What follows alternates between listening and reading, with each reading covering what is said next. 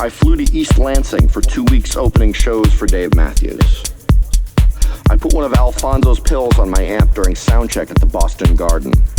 Halfway through the set, between songs, I stepped back to the amp and gulped. I wanted to be coming up as soon as the show was over. We played to a crowd that had mostly not shown up yet. There were pockets of people in the chairs on the arena's floor, people who paid big bucks for the good seats, who mostly drank their beer looking bored. The people in the cheap sections were more likely to show up for the opening act. After the tunes, we'd hear a muted roar from the back of the hall. I began to feel the glow. We clambered down the stairs and into the strange middle ground behind the stage, with big road cases gathered together like cattle, cables running from the stage to generators somewhere, Dave Matthews techs in states of distraction. By the monitors, there was a tiny TV screen hooked up to a camera, currently showing an empty drummer's stool. The guy's kit was so huge, jungled with cymbals, chimes, tom-toms, that they needed the TV screen to communicate. There was one lonely guy sitting at a computer. His job was to feed lyrics into the teleprompter. I thought, who does this guy drink with when he gets on the tour bus at night? Our dressing room was a visiting team locker room. There were empty massage tables and stationary bikes. The lockers had been covered with white sheets.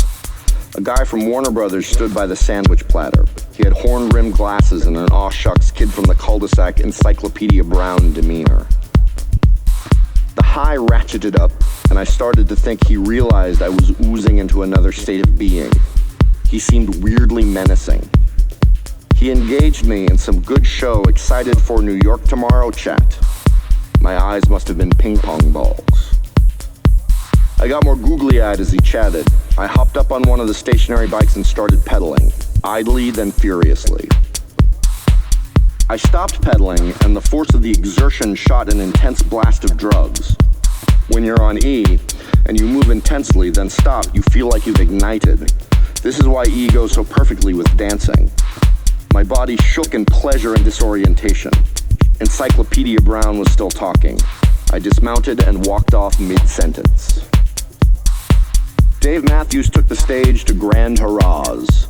I walked out of the barricades and into the crowds, looked up at the people in the stands, the spotlights tracing over them.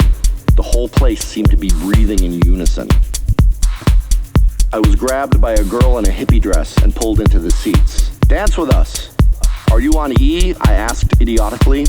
"No, we're drunk," she said. My bones were noodles. I felt like a vice presidential candidate. I walked the rings of the stadium, slapping hands with fans here or there who recognized me. I was by myself, on drugs, grinningly holding up the all-access pass on a lanyard around my neck to security as they stepped up to block my way. They parted resentfully. This is what I wanted to do with my life. Be outrageously high,